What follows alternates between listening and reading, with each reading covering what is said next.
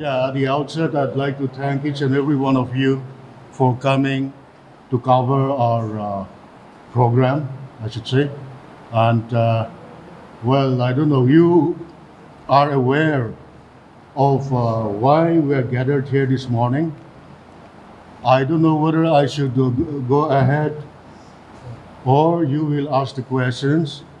But before that, uh, we are a body comprising of 13 villages abutting the national highway.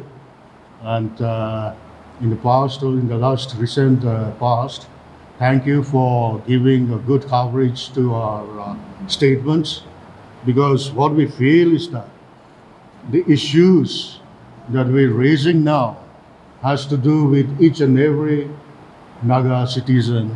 It's a concern of not only these 13 villages, but we believe it's the concern of all the people of Nagaland. And it's quite a coincidence that we're given to understand that the interlocutor for Naga peace talks, Mr. A.K. Mishra, is also here in Nagaland. He'll be here today and tomorrow, I believe. We've sought an appointment with him to submit a memorandum to him, but so far we haven't got any response from his office. So in the meantime, we will rely on you all to give good coverage to our memorandum, and for which I would like to request the secretary of our forum, Mr. Vika H. Chishi, to read out the memorandum that we've prepared. Thank you, Chairman, for the time. And straight away with the memorandum that we have drafted to give our interlocutor, Mr. A.K. Mishra. So these are the points. Memorandum to interlocutor for Naga peace talks, demanding strict implementation of the ceasefire ground rules and rectification of defects in the ground rules. Sir, it is quite providential that you should land up in Nagaland when we, the National Highway Village Councils Forum, a body consisting of 13 villages, formed in the aftermath of the carnage created by the NACN Kango group on May 23, 2025 at Unity Village, when some 30-odd armed cadres of the faction came to the village and entered into a private compound and attempted to assassinate one of their rival functionaries. These cadres fired indiscriminately, thereby causing panic and fear psychosis in the minds of the villagers.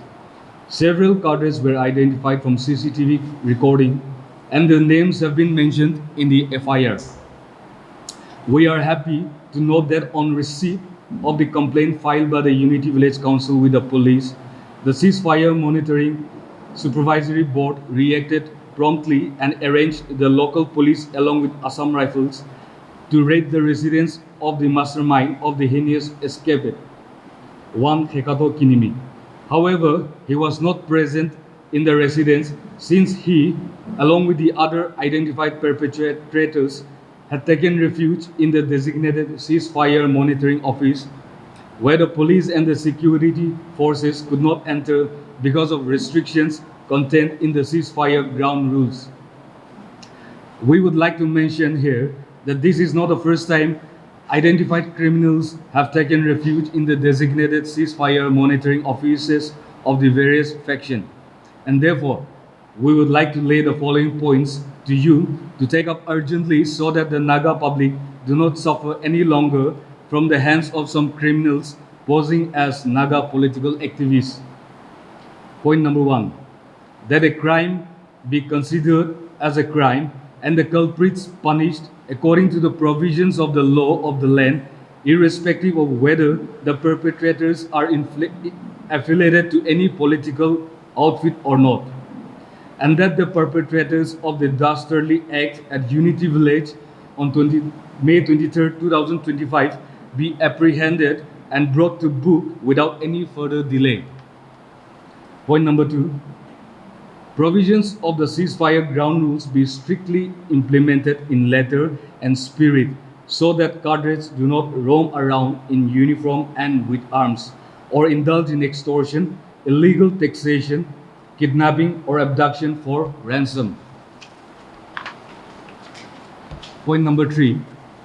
We iterate that ceasefire monitoring offices of the faction should be done away with because these places have been converted into safe havens for criminals and all cadres of the factions be concentrated in their designated camps. Point number 4. And as and when identified criminals are found to be taking refuge in any places, including designated offices or camps, the security forces should be empowered to enter and apprehend lawbreakers for which the ceasefire ground rules need to be amended. Number 5. Since the Naga peace talks have been concluded on October 31, 2019, as had been stated by your predecessor, Mr. R.N. Ravi, on the floor of the Nagaland Legislative Assembly, we demand that a logical conclusion be brought about without any delay so that the people of Nagaland can live normal lives like any of their fellow citizens in the rest of the country. Thank you. Yeah, tomorrow we're we wanted to organize protest rallies and all that, but then in the this heat, it'll be a bit inconvenient for the public also to gather. And also we even contemplated on closure of the national highway, but then that will inconvenience the general public. And also we didn't want to impose a closure of shops for the whole day. We just wanted to show our unhappiness, our anguish, our disappointment with the activities of the all the underground factions who are harassing the public, and also the inactiveness of the government of India. So tomorrow we've called for a closure of shops and display of black flags from 6 a.m. to 12 noon. And we are also in touch with chambers of commerce all over the state, and the response we're getting now is quite encouraging. And yes, we'd like to reiterate that we don't want to inconvenience or harass the traders or the consumers or the customers. So we've been requesting the other chambers of commerce to show their solidarity with us by way of displaying black flags in front of all the business establishments or shops. Now, I was saying that we are also disappointed with the government of India. Why? Because ceasefire has been signed with several factions of the Naga underground groups. And we're happy to note that there is absolute cessation of hostilities among the parties which have signed the ceasefire agreements. However, the ground reality is that the Naga public, the people of Nagaland, we're suffering in many ways more than one. What about illegal taxation? How are the traders being harassed to pay exorbitant amount of money for the trucks and the goods to enter the gates?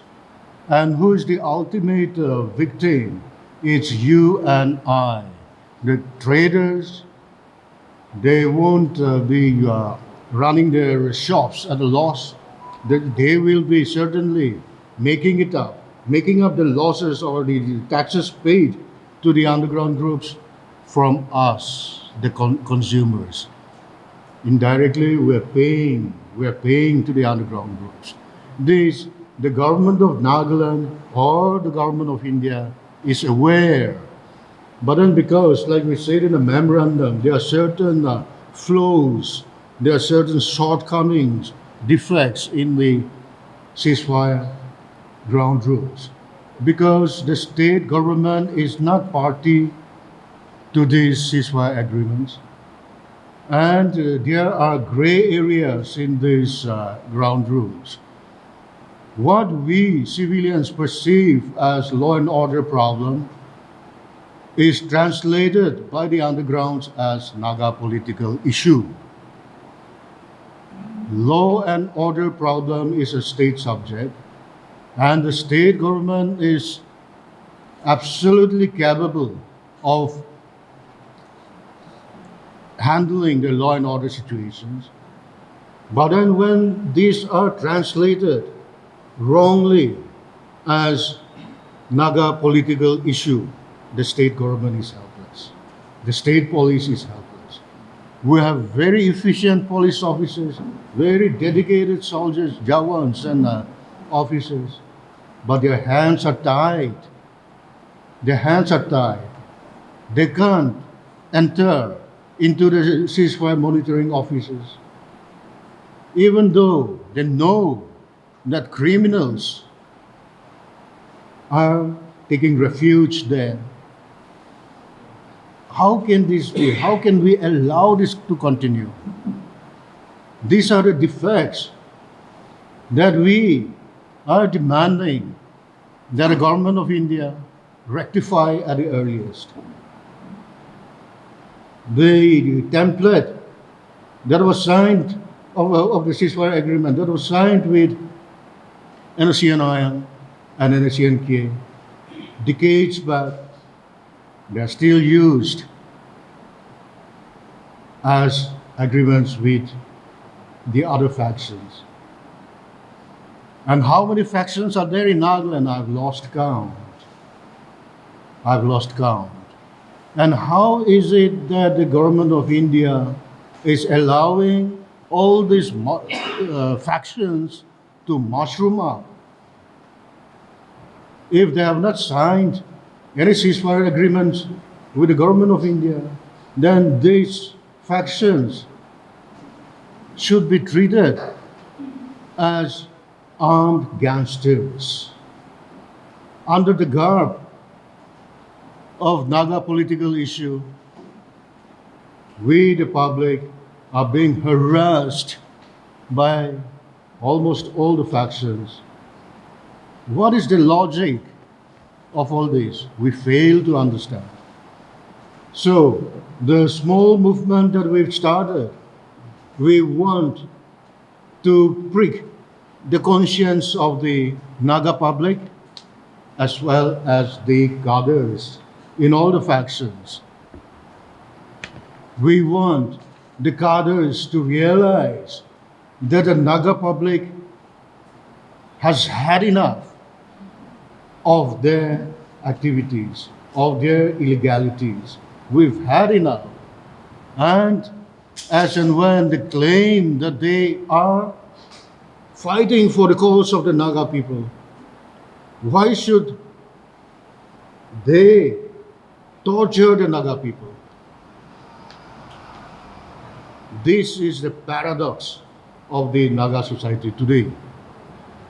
The paradox is that those who were claiming to be fighting for us, they are making our lives miserable.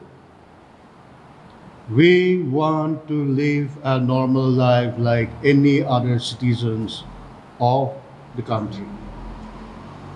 We don't want this Naga political issue to be handed over to the next generation. We want to see that this Naga political issue is settled in our lifetime. We want our children, the younger generation, to grow up to live in a society which is normal. We want our children to live in a society which is free from fear. We want our children to live a normal life. Thank you. Any questions that you'd like to ask will be. With respect to all the dignitaries in the dais, what is the resolution? As a National Highway Council's forum taken any decision with regards to get us residing inside the villages? of the mentioned 13 villages? See, in one of our earlier statements, we have mentioned about going to the extent of ostracizing them.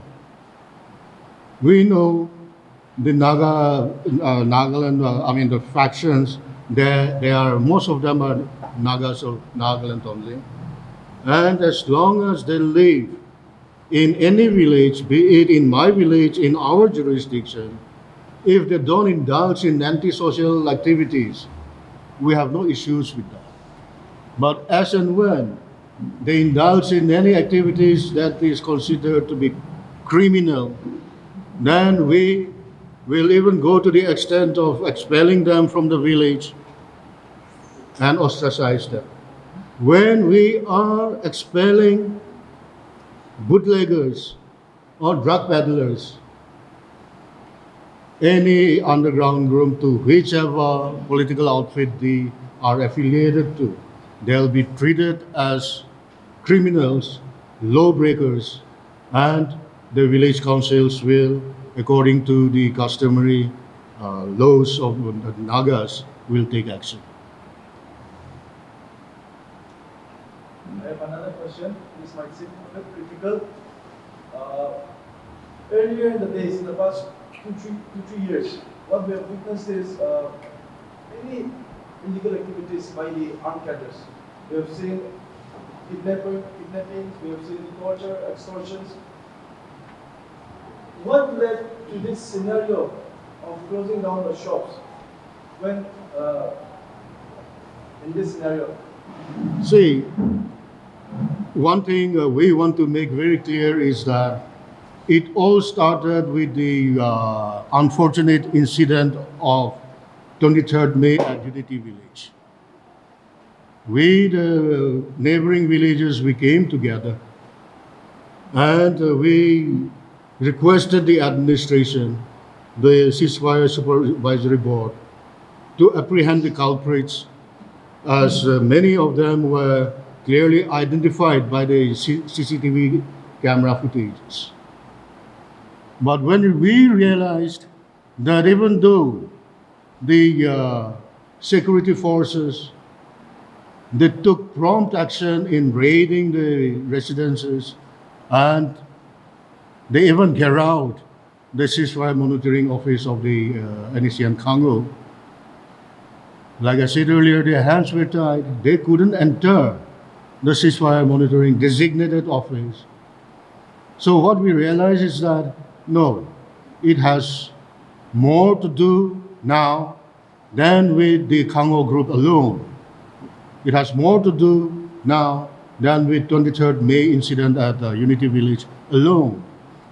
There are inherent defects in the ceasefire ground rules.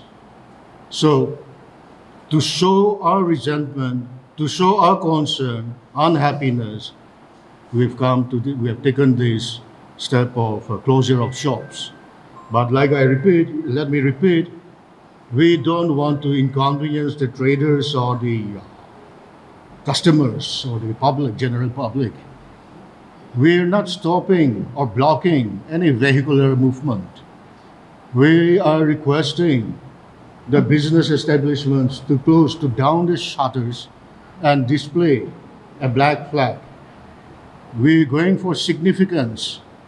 The significance of a black flag, I need not elaborate.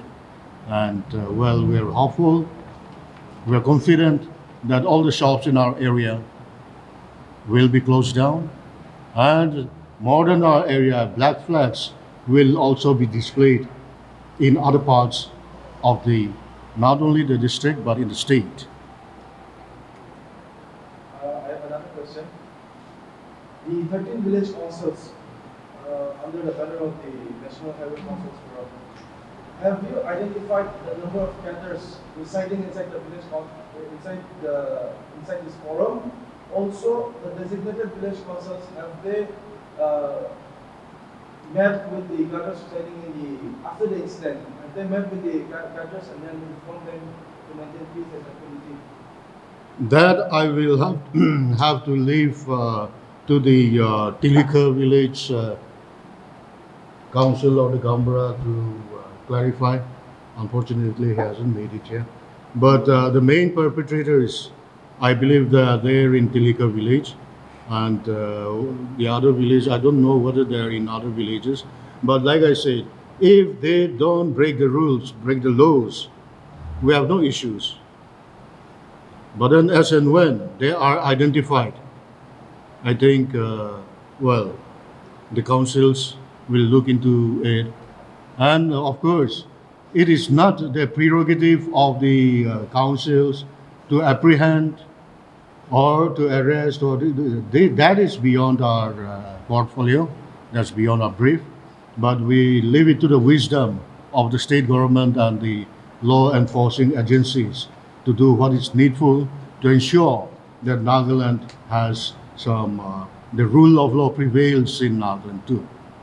In case the memorandum is not submitted with, if the council does not get the Appointment. the appointment with the IKM Mishra J, whom will the forum submit the memorandum to?